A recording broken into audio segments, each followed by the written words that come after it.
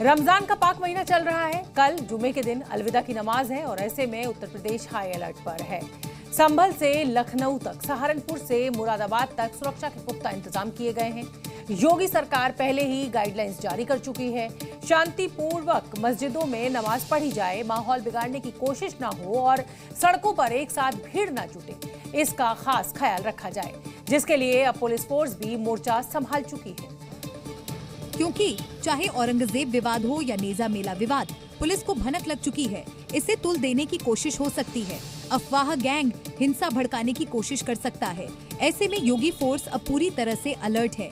मस्जिदों के पास सुरक्षा के पुख्ता इंतजाम किए गए हैं। फ्लैग मार्च किया जा रहा है और सोशल मीडिया पर भी लगातार निगरानी रखी जा रही है। संवेदनशील इलाकों में विशेष सतर्कता, पर्याप्त पुलिस बल की तैनाती सुनिश्चित, भीड़भाड़ वाले इलाकों में पुख्ता सुरक्षा, ड्रोन कैमरे और सीसीटीवी से निगरानी हो रही है। ये सब इसलिए किया जा रहा है ताकि यूपी में माहौल बिगाड़ने की कोई जुर्रत न कर सके। सीसीटीवी कैमरे और ड्रोन से भी निगरानी की जाएगा। तो सुन रहे हैं आप और देख पा रहे होंगे कि किस तरीके से यहाँ पर भारी संख्या में जो पुलिस बल है वो यहाँ पे तैनात किया गया है। ड्रोन कैमरे से निगरानी की जाएगी। सबसे ज्यादा पुलिस की मुस्तैदी संभल में है। यहाँ सड़क और छतों पर नमाज पढ़ने पर रोक लगाने के बाद सुरक्षा के कड़े इंतजाम किए गए हैं। तो आप सबको मेरी तरफ से बहुत बहुत शुभकामनाएं। आपका जुम्मा और आपकी ईद बहुत अच्छे से गुजरेगी। इसी तरह रामनवमी भी है। सभी त्योहार हमें बहुत अच्छे से कराने हैं। मैसेज क्लियर है, चाहे अलविदा की नमाज हो या ईद की नमाज, यूपी में शांतिपूर्ण तरीके से होगा, जिसकी जिम्मेदारी योगी फोर्स के कंधों पर है। उत्तर प्रदेश में खुले में नमाज पढ़ने पर पूरी तरह से रोक लगा दी गई है। कुछ मौलाना मौलवी सरकार के इस फैसले के समर्थन में है, लेकिन योगी सरकार के इस आदेश को समाजवादी पार्टी ने अब एक नया ही रुख दे दिया है। सड़क पर नमाज के समर्थन में अवधेश प्रसाद ने बड़ा बयान दिया है। उन्होंने कहा है कि पाबंदी लगाना संविधान के खिलाफ है। साथ ही समाजवादी पार्टी के सांसद ने सरकार के फैसले पर ऐतराज भी जताया है। किसी धर्म पर पाबंदी लगाना, मैं समझता हूँ ये संविधान के प्रिम्बिल के खिलाफ है, संविधान के खिलाफ है। ये वही अवधेश प्रसाद है जो खुद को अखिलेश यादव का राइट हैंड मानते हैं। अब इनके अल्फाज सड़क पर नमाज के समर्थन में है। वो संविधान का हवाला दे रहे हैं और बता रहे हैं कि अलविदा की नमाज पर योगी सरकार ने फैसला जो लिया है वो ठीक नहीं है। किसी धर्म पर पाबंदी लगाना, मैं समझता हूँ ये संविधान के प्रिम्बिल के खिलाफ है, संविधान के खिलाफ है। ऐसा नहीं होना चाहिए।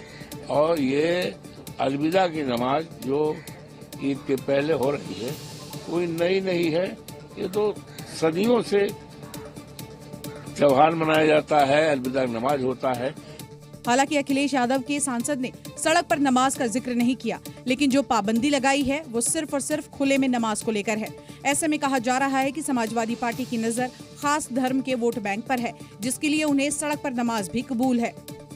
कि जनमानस को तकलीफ ना देके हुए अपने त्योहारों को मनाएं। और जितने आलिम मौलाना हैं सब लोग कहते हैं कि नमाज तो मस्जिद में कबूल होती है, मस्जिद में मनाई जाती है। सड़कों वाली प्रथा किसने शुरू की? ये क्योंकि सरकार ने मना कर दिया, किसी की भी जगह पर आप नमाज नहीं पढ़ सकते जब तक आपको उससे इजाजत ना हो। लेकिन छत के ऊपर, छत उनकी प्रॉपर्टी है क्या? छत उनकी प्रॉपर्टी नहीं है। छत के ऊपर नमाज नहीं पढ़ेंगे तो कहाँ पढ़ेंगे अगर भीड़ हो जाएगी? ये वो तय करने वाले कौन हो गए कि नमाज कहाँ पढ़े कहाँ नहीं पढ़े? खुले में नमाज वाली प्रथा पर उत्तर प्रदेश में अब रोक लग चुकी है, लेकिन इस मुद्दे को सियासी गलियारों में काफी तूल दिया जा रहा है। कुछ पाबंदी पर सरकार की घेराबंदी कर रहे हैं तो कुछ छत पर नमाज को जायज ठहरा रहे हैं। उत्तर प्रदेश से दिल्ली तक नमाज को लेकर बवाल मचा हुआ है। कई स्थानों पर निर्देश भी जारी किए गए हैं कि सड़क पर नमाज पढ़ना बैन है। ऐसे में मुस्लिम मोहल्ले से क्या कह रहे हैं लोग, ये रिपोर्ट आपको जरूर देखनी चाहिए। से काम कर दिया वहाँ पर। इस देश की धरती पे अपने सजदा करता है तो फिर आपको तकलीफ किस बात की है?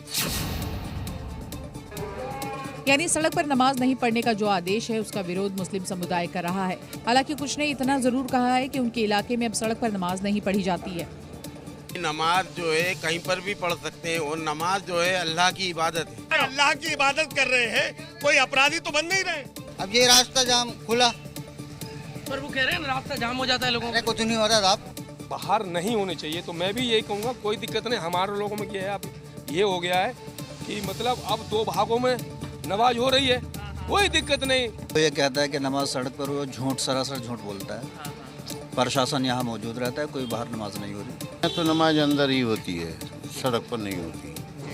संभल के विवादित ढांचे की छत पर अलविदा के नमाज छत पर पढ़ने की परमिशन मांगी गई थी, जिसे देने से प्रशासन ने इनकार कर दिया। प्रशासन की तरफ से नमाजियों को समझा दिया गया कि अगर छतों या फिर सड़क पर नमाज पढ़ी तो कार्रवाई के लिए आप तैयार रहें, जिस पर भाईजान एक सुर में भड़क उठे और प्रशासन पर तानाशाही का आरोप लगाया।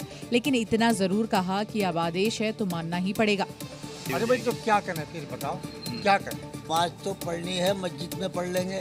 भी कह दिया, सही कह दिया, सब मना कर दिया। ना सड़क पर पढ़ सकते हैं, ना छत पर पढ़ सकते, बस मस्जिदों में पढ़ो। उधर अलविदा जुम्मा और ईद की नमाज को लेकर बागपत पुलिस भी सख्त है। पुलिस की तरफ से आदेश है कि इस बार ईद और जुम्मे की नमाज सड़क पर नहीं पढ़ने दी जाए। तो कुल मिलाकर इतना कह सकते हैं कि कुछ भाईजान इससे सहमत हैं कि सड़क और मस्जिद की छत पर नमाज नहीं पढ़नी चाहिए, लेकिन कुछ भाईजान के तेवर बिल्कुल इसके उलट है। देश की राजधानी दिल्ली और उत्तर प्रदेश की तरह अब मध्य प्रदेश में भी नवरात्रि के दौरान मीट शॉप बंद करने की मांग उठ रही है। बीजेपी विधायक ने मुख्यमंत्री मोहन यादव से ये मांग की है कि 9 दिनों तक मीट की दुकानें बंद हो जाएं। अगर 7-8 दिन मांस नहीं खाएंगे तो कौन से धरती पे नहीं रहेंगे। ये है बीजेपी के विधायक रामेश्वर शर्मा, जिन्होंने नवरात्रि पर बड़ी मांग की। दरअसल इस बार चैत्र नवरात्रि की शुरुआत 30 मार्च से हो रही है।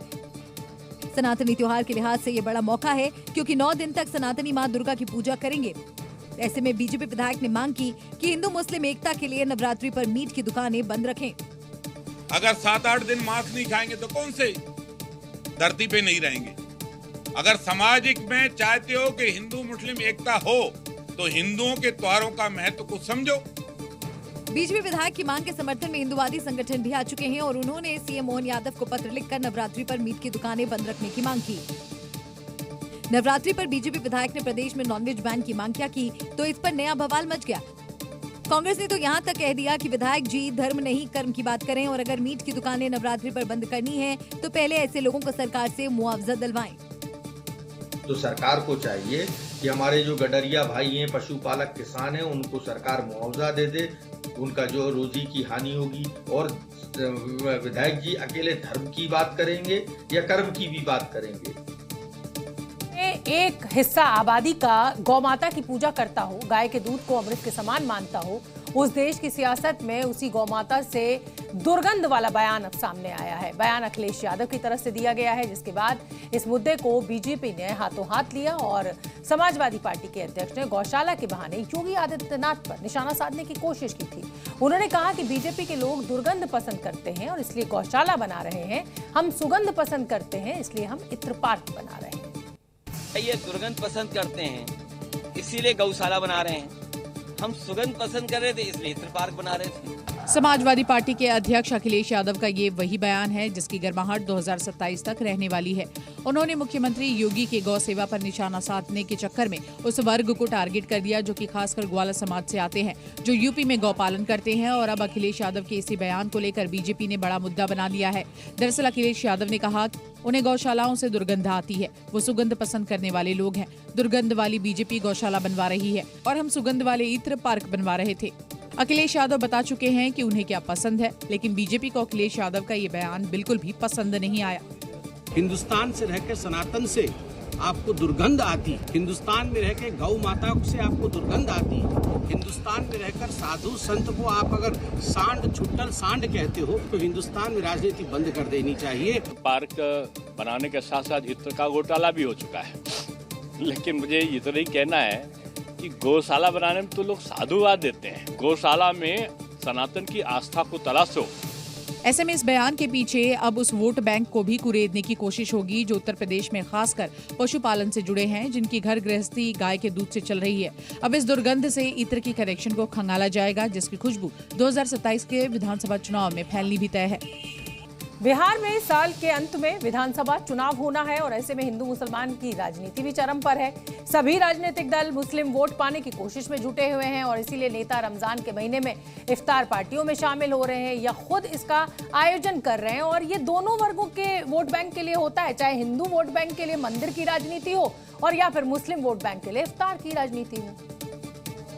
टोपी पहने और गले में नमाजी गमछा डाले ये विधायक राजीव कुमार उर्फ मुन्ना यादव है, जो मुजफ्फरपुर की मीनापुर सीट से तेजस्वी की पार्टी आरजेडी से विधायक है। आरजेडी के विधायक मुन्ना यादव ने रमजान के महीने में इफ्तार पार्टी के दौरान कुछ ऐसा कह दिया जिससे वो सुर्खियों में आ गए। मुसलमान भाई जो है, मुन्ना भाई कहता है कि मुन्ना यादव नहीं है, मोहम्मद मुन्ना है, सब लोग जानता है। वोटों के लिए आरजेडी विधायक मुन्ना यादव ने खुद को मोहम्मद मुन्ना बताया था, तो उनका ये बयान सोशल मीडिया पर जमकर वायरल हो गया था। बिहार में इसी साल विधानसभा चुनाव होने हैं। सभी पार्टियां राज्य के 17% मुस्लिम वोटरों को साधने की कोशिश कर रही है और इसीलिए आरजेडी के विधायक मुन्ना यादव ने भी यहाँ टोपी पहनी है, गले में नमाजी गमछा डाला और इफ्तार पार्टी किया। शुरू से हम लोग तो टोपी पहनते आ रहे हैं भाई, क्या दिक्कत है इसमें? टीका कर लिया तो कोई बात नहीं है, टोपी पहन लिया तो अनर्थ हो गया क्या? ये साबित करता है कि हम हिंदू मुस्लिम सिख ईसाई आपस में है भाई भाई।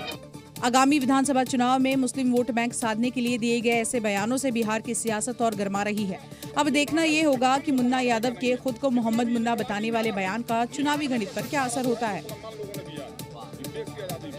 पश्चिम बंगाल के दक्षिण मालदा में हिंसा की तस्वीरें हमें मिली हैं। केंद्रीय मंत्री सुकांत मजूमदार ने दावा किया है कि यहां हिंदुओं को टारगेट किया गया और फिर उनके घरों और दुकानों में तोड़फोड़ की गई। हिंसा की इस तस्वीर को सुकांत मजूमदार ने अपने सोशल मीडिया हैंडल से जारी किया है, जिसमें हिंसक भीड़ गाड़ी को घेर कर नारे लगा रही है। जहां हिंसा भड़की, वहां से एक और तस्वीर सामने आई, जिसमें कुछ लोग घरों में तोड़फोड़ कर रहे हैं। इस वीडियो को पोस्ट करने के साथ सुकांत मजूमदार ने लिखा, हिंसक भीड़ की तरफ से हिंदुओं के घरों और दुकानों में तोड़फोड़ की गई, लेकिन ममता सरकार की पुलिस मूक दर्शक बनी रही। उन्होंने दावा किया, दक्षिण मालदा में हिंदुओं के खिलाफ अत्याचार हो रहा है और उन्हें टारगेट किया जा रहा है। हंगामा और बवाल करने वाले ये लोग खास धर्म के बताए जा रहे हैं, जिस पर आरोप है कि हिंदुओं के खिलाफ हिंसा भड़काई गई और उनके घरों को निशाना बनाया गया। हालांकि इस वीडियो पर ममता सरकार या फिर टीएमसी की तरफ से कोई प्रतिक्रिया नहीं आई है। तो देखिए, बीजेपी के नेता सुकांत मजूमदार कह रहे हैं कि हिंदू दुकानों को टारगेट किया गया, लेकिन हालांकि अभी तक किसी भी पुलिस अधिकारी की कोई भी बाइट हमें नहीं मिली है। क्या सच में ये हिंदुओं की दुकानों पे हुआ है? ये एक जांच का विषय है। अगली खबर का रुख करेंगे। पश्चिम बंगाल में कानून व्यवस्था लगातार सवालों के घेरे में है। आरोप है कि विपक्ष के नेताओं को निशाना बनाया जा रहा है, जिसका ताजा उदाहरण उत्तर 24 परगना में बीजेपी नेता अर्जुन सिंह के घर पर फायरिंग और बम से हमले के बाद हुआ। हमलावरों ने बीजेपी के नेता अर्जुन सिंह के घर के बाहर खूब हंगामा किया। आरोप है कि हमलावरों ने उत्तर 24 परगना के जगद्दल में अर्जुन सिंह के घर के बाहर करीब 7 राउंड फायरिंग की। इतना ही नहीं, अर्जुन सिंह के घर पर बम से भी हमला किया। बीजेपी के नेता ने आरोप लगाया कि ये सारा कुछ पुलिस के सामने हुआ है, लेकिन दीदी की पुलिस चुपचाप देखती रही। हालांकि इस हमले के बाद बीजेपी नेता की सुरक्षा बढ़ा दी गई है। जैसे हम लोग यहाँ पहुंचे, पुलिस वुलिस आ गई थी, तो हम लोग यहाँ पहुंचे तो हमारे बाड़ी के ऊपर फिर बम मारा। 2 बम मारा, एक फटा है, एक जिंदा कारतूस है। उसमें नमित सिंह, सद्दाम अंसारी, जिसको चोट भी लगा है, और ये प्रेम बोल के, और इसके साथ 50-60 आदमी है। और इस हमले के बाद बीजेपी नेता अर्जुन सिंह ने पश्चिम बंगाल की मुख्यमंत्री ममता बनर्जी को सीधे सीधे चुनौती दे दी है। लंका दहन, सोना का लंका जल गया था, राम भक्त हनुमान को एकाई करे दिए, लंका दहन आमी करब। जगद्दल विधायक सोमनाथ श्याम ने उल्टा बीजेपी नेता अर्जुन सिंह पर फायरिंग का आरोप लगा दिया। आरोपों के मुताबिक अर्जुन सिंह के आदमियों ने मेघना मिल के अंदर एक मजदूर की पिटाई की, जिसके बाद इलाके में तनाव फैल गया। क्या राहुल गांधी को लोकसभा में कार्रवाई के दौरान बोलने नहीं दिया जा रहा है? कांग्रेस नेता राहुल गांधी की तरफ से ऐसा आरोप पहली बार नहीं लगाया गया है। कांग्रेस ये कह रही है कि लोकसभा में विपक्ष के नेता राहुल गांधी सदन में अपनी बात रखना चाहते थे, लेकिन स्पीकर ने मौका नहीं दिया। राहुल गांधी की भी ऐसी ही शिकायत है और ऐसी ही शिकायत संसद के उच्च सदन यानी राज्यसभा के सदस्य भी करते रहते हैं। राहुल गांधी ने बोलने न देने के आरोप के साथ ही लोकसभा स्पीकर ओम बिरला को कटघरे में खड़ा करने की भी कोशिश की है। जब भी मैं खड़ा होता हूँ मुझे बोलने नहीं दिया जाता, ठीक है? तो पता नहीं मतलब ये किस प्रकार से हाउस चल रहा है। जो हम कहना चाहते हैं हमें कहने नहीं देते। तो वहीं कांग्रेस और उसके सहयोगी दलों ने भी राहुल गांधी के आरोपों पर प्रतिक्रिया दी और कहा कि देश में लोकतंत्र नहीं रह गया है। राहुल गांधी को जिस तरह उन्हें नहीं बोलने दिया जाता, यही नहीं विपक्ष के किसी नेता को नहीं बोलने दिया जाता। ऐसा लगता है देश में लोकतंत्र नहीं रह गया है। अगर ऐसे नेता को लोकसभा में स्पीकर बोलने नहीं देता और अपना आक्रोश व्यक्त करता है तो ये लोकतंत्र के लिए खतरे की घंटे है। राज्यसभा में भी नेता प्रतिपक्ष खड़गे साहब यही बोल रहे हैं, लोकसभा में भी यही बात चल रही है, तो पार्लियामेंट आप क्यों चला रहे हो? इधर राहुल गांधी के आरोपों पर सत्ता पक्ष ने कड़ा जवाब दिया और राहुल को नसीहत दी कि वो नेता प्रतिपक्ष की जिम्मेदारी पहले ठीक से निभाएं, उसके बाद सवाल खड़े करें। तो 2 मिनट आते हैं, बचपने जैसी हरकतें करते हैं और निकल जाते हैं। उनको ये बोलने का क्या अधिकार है? एलओपी करके जो खुद की रिस्पॉन्सिबिलिटी है वो संभाल नहीं सकते और सरकार के ऊपर आलोचना कर रहा है, ये गलत है। सनातन को लेकर उत्तर से लेकर दक्षिण तक कांग्रेस और उसके सहयोगी लगातार विवादित टिप्पणी करते रहे हैं, या ये कहिए कि वो जो भी टिप्पणी करते थे उसको बीजेपी सनातन से जोड़ देती थी।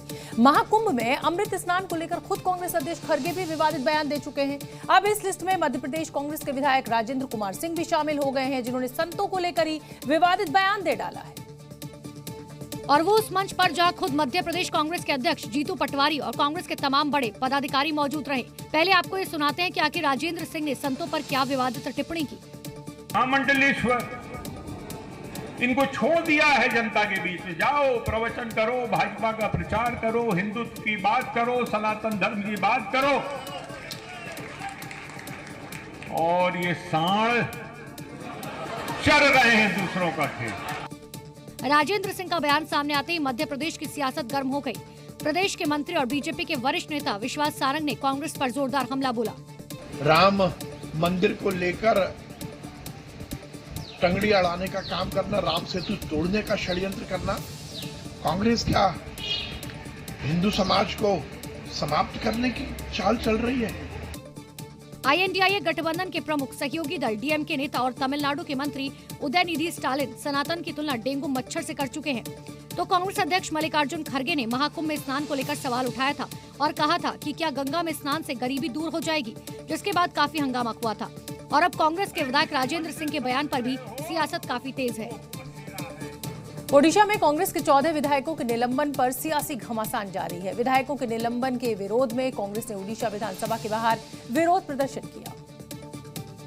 कांग्रेस कार्यकर्ताओं और पुलिस के बीच झड़प के बाद प्रदर्शन हिंसक हो गया। कांग्रेस का झंडा लेकर भारी संख्या में कांग्रेस के कार्यकर्ता विधानसभा के बाहर हंगामा करते नजर आए। कांग्रेस कार्यकर्ताओं को रोकने के लिए पुलिस ने भी पुख्ता इंतजाम किए थे और बैरिकेडिंग की थी, लेकिन प्रदर्शनकारी उसे भी तोड़ते हुए दिखाई दिए। इस दौरान कई कांग्रेस कार्यकर्ताओं ने वहां रखी कुर्सियां उठाई और पुलिस पर ही फेंकनी शुरू कर दी।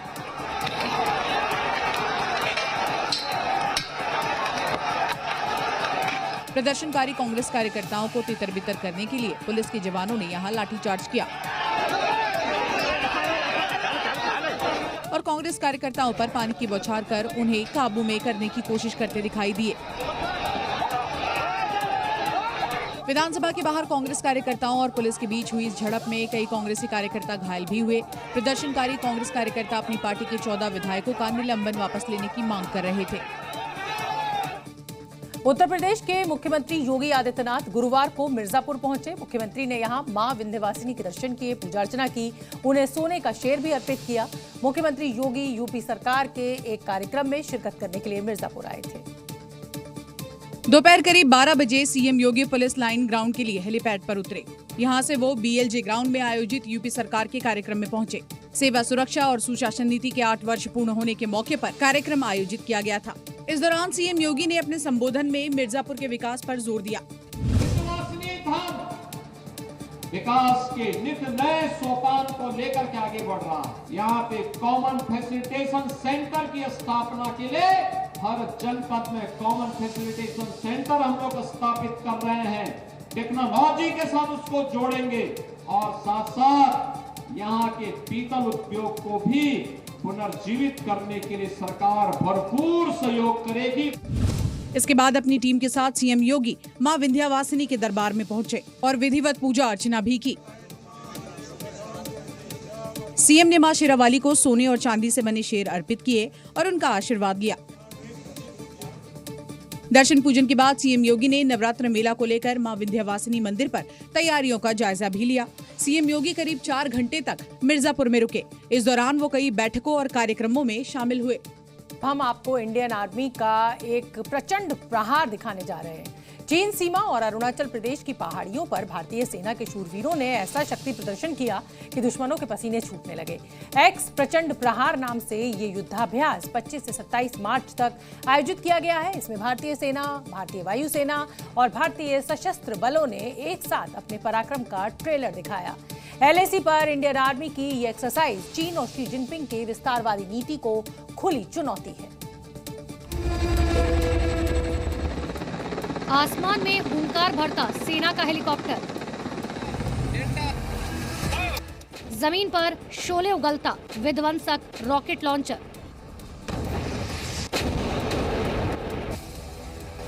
बर्फ की चोटियों पर निशाना साधते शूरवीर और अलर्ट पोजीशन में चॉपर की तरफ बढ़ते आर्मी के पैराट्रूपर्स। दुश्मनों के खिलाफ ये भारतीय सेना की फुल प्रूफ तैयारी है, जिसका ट्रेलर चीन सीमा पर अरुणाचल प्रदेश की चोटियों पर दिखा। जब इंडियन आर्मी के जवानों ने प्रचंड प्रहार नाम से वॉर एक्सरसाइज की, जिसमें भारतीय सेना, भारतीय वायुसेना और भारतीय सशस्त्र बल शामिल हुए। Lieutenant general Ramchandra Tiwari, general officer commanding in chief पूर्वी कमान और एयर मार्शल सूरत सिंह समेत सेना के सीनियर ऑफिसर्स की निगरानी में युद्ध अभ्यास किया गया। सेना के इस ज्वाइंट एक्सरसाइज में आधुनिक उपकरणों, रॉकेट लॉन्चर, UAV, लड़ाकू हेलीकॉप्टर, ड्रोन के जरिए युद्ध कौशल का शानदार प्रदर्शन किया गया। सेना के इस वॉर एक्सरसाइज का उद्देश्य भविष्य के लिए युद्ध की रणनीति बनाना है, ताकि LAC पर चीन की किसी भी चाल को नाकाम करके जिनपिंग का घमंड तोड़ा जा सके। अगली खबर का रुख करेंगे। झारखंड की राजधानी रांची में बीजेपी नेता अनिल टाइगर की हत्या के खिलाफ भारतीय जनता पार्टी ने अब मोर्चा खोल दिया है और रांची समेत प्रदेश के अलग अलग हिस्सों में हेमंत सोरेन सरकार के खिलाफ जोरदार प्रदर्शन किया।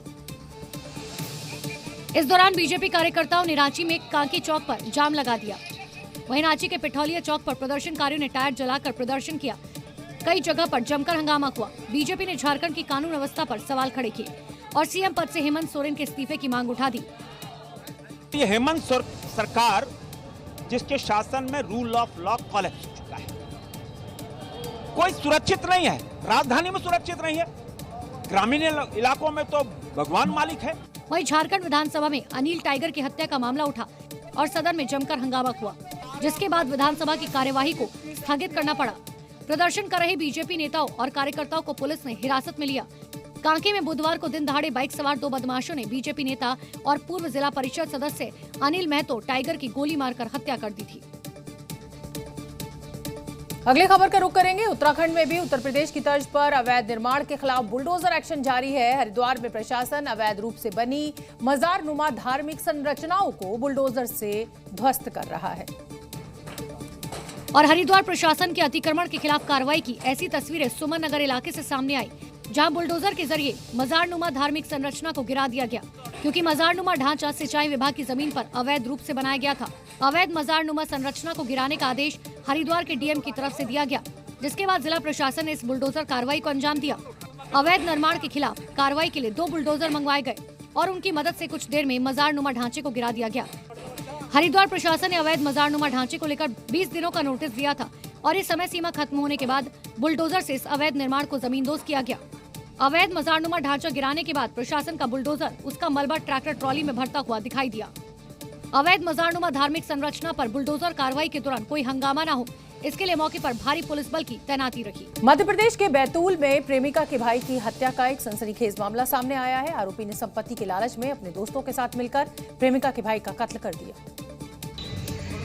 पुलिस गिरफ्त में नजर आ रहे ये वही आरोपी हैं जिन्होंने बेहद शातिराना अंदाज में वारदात को अंजाम दिया। जानकारी के मुताबिक आटनेर थाना क्षेत्र के छिंदवाड़ा में 14 मार्च को 15 वर्षीय नाबालिग लापता हो गया। परिजनों ने थाने में रिपोर्ट दर्ज कराई, जिसके बाद तहकीकात शुरू हुई। 22 मार्च को पुलिस ने ठेसका के जंगल से एक शव बरामद किया, जिसकी शिनाख्त लापता नाबालिग के रूप में हुई। शक के आधार पर पुलिस ने मृतक की बुआ के बेटे गोपाल को अरेस्ट किया। पूछताछ में गोपाल ने बताया कि वो मृतक की बहन से प्रेम करता था और उससे शादी कर संपत्ति हथियाना चाहता था, इसलिए अपने दोस्तों के साथ मिलकर हत्या की वारदात को अंजाम दिया। गोपाल ने अपने दोस्तों के साथ मिलकर नाबालिग को ठेसका के जंगल में ले गया और वहां लकड़ी और पत्थर से पहले उसकी हत्या की, फिर शव नाले में फेंक दिया। फिलहाल पुलिस ने 3 आरोपियों को गिरफ्तार किया है और निशानदेही पर हत्या में इस्तेमाल पत्थर और लकड़ी भी बरामद कर ली है। देश की राजधानी दिल्ली और इसके आसपास के इलाकों में रहने वाले लोग इस बार भीषण गर्मी के लिए तैयार हो जाएं। दिल्ली में इस बार गर्मी झुलसाने वाली है क्योंकि मार्च के महीने में ही तापमान रिकॉर्ड तोड़ रहा है। 26 मार्च को राजधानी का पारा 40 डिग्री सेल्सियस के पार पहुंच गया। 40 डिग्री वाले टॉर्चर ने लोगों को जून वाली तपिश का एहसास करा दिया। मौसम विभाग की माने तो इस बार गर्मी ने समय से पहले दस्तक दे दी है। बुधवार इस मौसम का अब तक का सबसे गर्म दिन रहा। दिल्ली में 26 मार्च का अधिकतम तापमान 40.1 डिग्री सेल्सियस दर्ज किया गया। मार्च में ही तापमान 40 डिग्री के पार पहुंचना दिल्ली वालों के लिए चिंता का विषय है।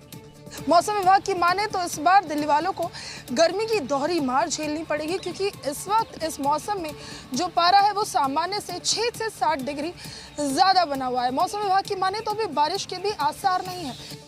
मौसम विभाग के मुताबिक पश्चिमी विक्षोभ की वजह से 2 दिन तापमान ठीक होगा, लेकिन इसके बाद फिर गर्मी बढ़नी शुरू हो जाएगी। यही नहीं, इस बार लू के दिन भी डबल रहने वाले हैं। IMD के मुताबिक अगर 2 दिन तक लगातार तापमान 40 के पार रहता तो हीटवेव चल सकती है। तकनीकी तौर पर भले ही मौसम विभाग हीटवेव न मान रहा हो, लेकिन हकीकत ये है कि दिल्ली में गर्मी का टॉर्चर शुरू हो गया है। बॉलीवुड एक्टर सलमान खान को कई महीनों से जान से मारने की धमकी मिल रही है और पिछले साल उनके घर पर फायरिंग भी हुई, जिसके बाद सलमान की सुरक्षा को बढ़ा दिया गया था। अब इस मुद्दे पर सलमान खान ने पहली बार खुलकर बात की है। सलमान खान 30 मार्च को रिलीज होने वाली अपनी फिल्म सिकंदर के प्रमोशन में व्यस्त हैं, लेकिन फिल्म की रिलीज से पहले सलमान ने अपने करियर से जुड़े तमाम सवालों का जवाब दिया। लॉरेंस गैंग से लगातार मिल रही धमकियों के बाद डर के माहौल में जीने को लेकर पूछे गए सवाल पर सलमान खान ने आखिरकार अपनी चुप्पी तोड़ दी है। लॉरेंस की धमकी पर सलमान खान ने क्या कहा, आइए आपको सुनवाते हैं।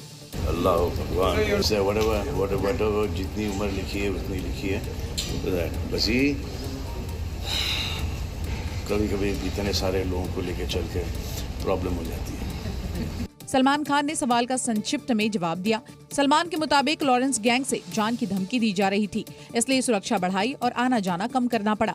दरअसल जनवरी 2024 में सलमान के फार्म हाउस में घुसपैठ की कोशिश की गई थी। अप्रैल 2024 में लॉरेंस के गुर्गों ने सलमान के घर पर फायरिंग की थी, हालांकि इसमें किसी को कोई नुकसान नहीं पहुंचा था।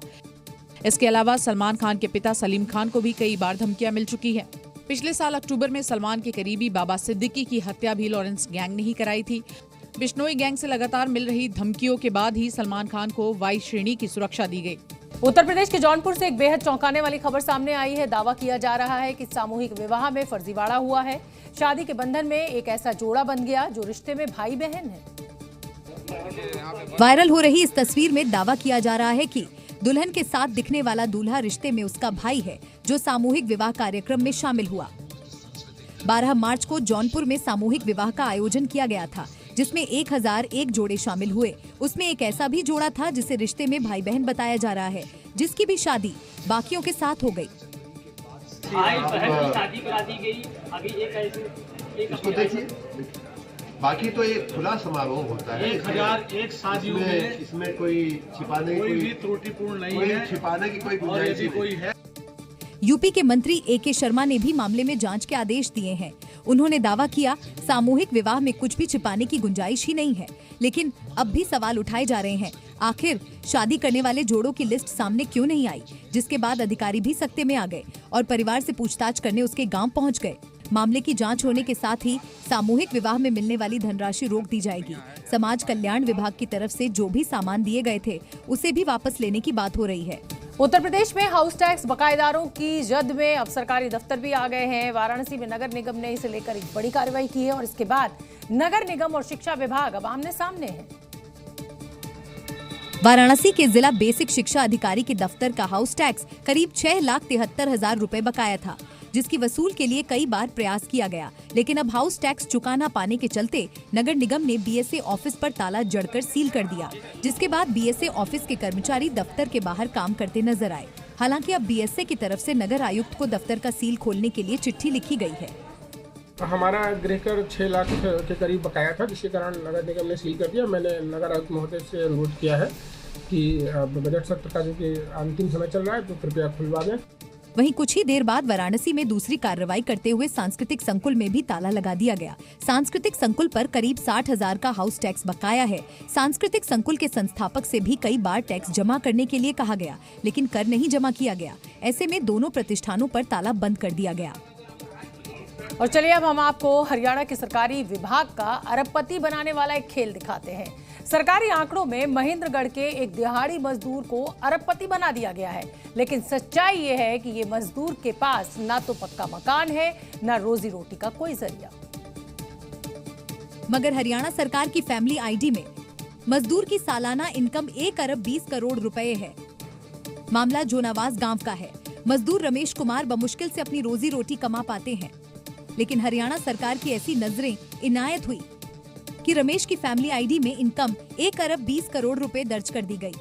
जब रमेश राशन लेने गए तो डिपो धारक ने अधिक आय दिखाकर राशन देने से मना कर दिया। इसके बाद रमेश ने फैमिली आईडी की जांच करवाई तो उनके होश उड़ गए। और मेरी फैमिली इनकम 1 अरब 20 करोड़ रुपए कर दी गई है जी। मेरा इंक्वायरी करके मेरा चेक किया जाए, और गरीब आदमी को मेरे खाने के लिए ठहरा नहीं, मेरे कोई कट गया जी, सब कुछ कट गया। अब लोग कोई सुविधा नहीं मिली। आत्महत्या करने के लिए तैयार हूँ। मेरे परिवार में अच्छा काम हो गया जी। परेशान रमेश उपायुक्त के समाधान शिविर भी पहुंचे और गुहार लगाई कि उनकी असली आय महज 80,000 रुपए सालाना है, लेकिन अब तक कोई कार्रवाई नहीं हुई। रमेश को मिलने वाली सभी सरकारी सुविधाएं भी बंद हो चुकी हैं। ऐसे में उन्होंने चेतावनी दी कि यदि समस्या का समाधान नहीं हुआ तो वो आत्महत्या करने को मजबूर होंगे। जम्मू कश्मीर के रामबन जिले में एक दर्दनाक सड़क हादसा हुआ है। यहाँ नवयुग टनल के अंदर सवारियों से भरी एक बस सुरंग की दीवार से टकराकर पलट गई। इसमें कई यात्री घायल हुए हैं और अब इस हादसे का सीसीटीवी फुटेज सामने आया है, जिसमें साफ देखा जा सकता है कि नवयुग टनल के अंदर किस तरह से ये एक्सीडेंट हुआ। रात के वक्त टनल के अंदर आगे से एक कार तेज रफ्तार में गुजरती है। उसके पीछे 2 बस पैरेलल चल रही होती हैं, जिसमें एक बस दूसरे को ओवरटेक करने का प्रयास करती है, लेकिन रफ्तार इतनी तेज होती है कि बस ड्राइवर कंट्रोल नहीं कर पाता और बस टनल की दीवार से रगड़ने लगती है। काफी दूर तक घिसटते हुए बस पलट जाती है। बस के पलटते ही सुरंग में धूल का गुब्बार उठता है। कुछ समय के लिए वहाँ कुछ भी नजर नहीं आता, जबकि दूसरी बस का अगला हिस्सा भी बुरी तरह से क्षतिग्रस्त हो जाता है। हादसे में 10 से ज्यादा लोग घायल हो गए, जिनका अस्पताल में इलाज चल रहा है। टनल में बस के फंस जाने से काफी देर तक जाम भी लगा रहा। हालांकि कुछ देर बाद प्रशासन ने टनल को साफ कराया, तब जाकर आवाजाही शुरू हो सकी। दिल्ली में पुलिस से बचने के लिए शातिर बदमाश अजीबोगरीब हरकत करता था और बार बार चकमा देकर फरार हो जाता था, लेकिन इस बार उसकी एक ना चली। अब वो पुलिस की गिरफ्त में और वो क्या हरकतें करता था, आप देखिए। पुलिस की गिरफ्त में खड़ा ये वो ही शातिर है। आरोप है कि ये पुलिस से बचने के लिए अपने पैंट में पॉटी कर देता था। आरोपी की पहचान दीपक के रूप में हुई है। जब भी उसे खतरा महसूस होता या लगता कि वो पकड़े जाने वाला है, तो पॉटी कर दीपक खुद को गंदा कर लेता था। इससे इतनी बदबू फैलती थी कि पुलिस वाले उससे दूरी बना लेते थे और इसका फायदा उठाकर वो मौके से भाग जाता था। आखिरकार उसकी किस्मत ने दगा दे ही दिया और पुलिस ने उसे सदर बाजार इलाके में गिरफ्तार किया। उसकी गंदी चाल से पुलिस वाले अच्छी तरह वाकिफ थे और वो इसे गिरफ्तार करने मास्क और दस्ताने पहनकर पहुंचे, जिससे इस बार उसकी शौच करो और भाग जाओ का प्लान काम नहीं करे। पुलिस के मुताबिक आरोपी को चाकू रखने की आदत थी और वो इसे अपना लकी चार्म मानता था। आरोपी कम से कम 6 चोरी के मामलों में वांटेड था। उत्तर प्रदेश के बागपत में महिलाओं ने शराब के खिलाफ मोर्चा खोल दिया और शराब का ठेका खोलने के विरोध में सैकड़ों महिलाएं और बच्चों ने जमकर प्रदर्शन और नारेबाजी की। और महिलाओं और बच्चों ने मिलकर निर्माणाधीन शराब के ठेके को गिरा दिया, जिसका वीडियो सोशल मीडिया पर वायरल हो रहा है। मामला सिंघावली अहीर थाना इलाके के सौभापुर गांव का बताया जा रहा है, जहां शराब का ठेका खोले जाने से नाराज गांव की सैकड़ों महिलाएं सड़क पर उतर आई। शराब ठेका खोले जाने के विरोध में सैकड़ों महिलाएं पहले तो बीच सड़क पर धरने पर बैठ गईं और फिर बच्चों के साथ मिलकर निर्माणाधीन शराब ठेके की दीवार को गिराती हुई दिखाई दी। बताया जा रहा है कि स्थानीय लोग शराब का ठेका खोले जाने के विरोध में कई बार अधिकारियों से शिकायत कर चुके थे, लेकिन कोई कार्रवाई नहीं हुई। इसके बाद गांव की महिलाओं ने खुद मोर्चा संभाला और ठेके की दीवार को गिरा दिया। स्थानीय महिलाओं का आरोप है कि शराब की दुकान से यहां रह रहे लोगों और बच्चों पर गलत असर पड़ेगा, इसलिए वो गांव में किसी भी कीमत पर शराब का ठेका नहीं खुलने देंगी। वहीं निर्माणाधीन शराब के ठेके पर महिलाओं के हंगामे के बाद पुलिस मौके पर पहुंची और मामला शांत कराया। बिहार में सरकारी शिक्षा व्यवस्था की बदहाल हालत को बयान करने वाला एक वीडियो सामने आया है, जिसे देखकर कई सवाल खड़े होते हैं। वायरल वीडियो बिहार के जहानाबाद के एक प्राथमिक स्कूल का बताया जा रहा है, जहां सरकारी महिला टीचर बच्चों को पढ़ाने के बजाय स्कूल में आराम फरमा रही है। मैडम ने बेंच को बिस्तर बनाया है और अपनी असल ड्यूटी भूलकर आराम से सो रही हैं। बेसुध होकर सो रही मैडम जी को क्लास में क्या चल रहा है इसकी कोई भी फिक्र नहीं। तो वहीं टीचर को सोता हुआ देखकर दूसरी बेंच पर एक बच्चा भी लेट गया और सोता हुआ दिखाई दिया। एक तरफ मैडम सो रही हैं, तो दूसरी तरफ बच्चा बेंच पर मस्ती में सो रहा है, जबकि क्लास में कुछ बच्चे भी मौजूद हैं जो कि टीचर को सोता देख आपस में ही खेल रहे हैं। एक बच्चा तो मैडम को कुंभकर्णी नींद लेते हुए हैरान नजरों से देख रहा है कि आखिर वो करे तो क्या करे। उत्तर प्रदेश और मध्य प्रदेश में आग का तांडव देखने को मिला। बैतूल और उन्नाव की अगर हम बात करें तो यहां किसानों की फसल जलकर राख हो गई और वहीं अमेठी में आग के चलते कई घर जल उठे। अमेठी में आग की लपटों के चलते 3 घरों में भीषण आग लग गई। बताया जा रहा है कि जामो इलाके में शॉर्ट सर्किट से चलते ये भीषण आग लग गई। एक घर में लगी आग की चिंगारी और घरों तक आग पहुंच गई। देखते देखते तीनों घरों में रखा घरेलू सामान जलकर राख हो गया। आग की लपटों को देखकर ग्रामीण मौके पर पहुंचे। हालांकि तब तक घरों में रखा लाखों रुपए का सामान जल चुका था। उन्नाव में एक किसान की मेहनत पर पानी फिर गया। यहाँ संदिग्ध परिस्थितियों में गेहूं की खड़ी फसल में आग लग गई। बताया जा रहा है कि आग इतनी भयानक थी कि उसमें किसान की करीब 8 बीघा फसल जलकर राख हो गई। आग लगने की सूचना पर गांव में अफरा तफरी मच गई। वहीं आरोप है कि सूचना के बाद भी मौके पर फायर ब्रिगेड की टीम नहीं पहुंची। मध्य प्रदेश के बैतूल में भी आग का तांडव दिखाई दिया। तस्वीरों में आप देख सकते हैं कि किस तरह आग अपना रौद्र रूप दिखा रही है। आग इतनी तेजी से फैली कि देखते ही देखते खड़ी फसल जलकर राख हो गई। ग्रामीणों ने आग बुझाने की कोशिश की, लेकिन तेज हवा के कारण आग काबू से बाहर हो गई। फायर ब्रिगेड को सूचना दी गई, लेकिन जब तक टीम मौके पर पहुंची तब तक फसल पूरी तरह जल चुकी थी। महाराष्ट्र के रायगढ़ में आज बीच सड़क पर भीषण अग्निकांड हुआ। यहां एक चलते ट्रेलर में अचानक आग लगने के बाद हड़कंप मच गया। फायर ब्रिगेड की कई गाड़ियों ने ट्रेलर में लगी आग को काबू में किया। और बीच सड़क पर ट्रेलर में लगी भयानक आग का वीडियो भी सामने आया, जिसमें ट्रेलर धू-धू कर जलता हुआ दिखाई दिया। ट्रेलर में भीषण आग लगने की ये घटना रायगढ़ जिले में जसवली गांव के पास हुई, जहां महासाला से श्रीवर्धन की तरफ जा रहा ट्रेलर ढलान पर बेकाबू हो गया और उसमें अचानक आग लग गई। ट्रेलर में लगी आग इतनी भीषण थी कि आसमान में दूर से आग की लपटें दिखाई दे रही थी। आग की तेज लपटों ने ट्रेलर को पूरी तरह जलाकर राख कर दिया। ट्रेलर में भीषण आग लगने की जानकारी मिलने पर फायर ब्रिगेड की कई गाड़ियां मौके पर पहुंची, लेकिन तब तक ट्रक पूरी तरह जल चुका था। गनीमत ये रही कि ट्रेलर में इतनी भीषण आग लगने के बाद भी उसके ड्राइवर की जान बच गई। ट्रेलर में आग लगने की वजह शॉर्ट सर्किट बताई जा रही है।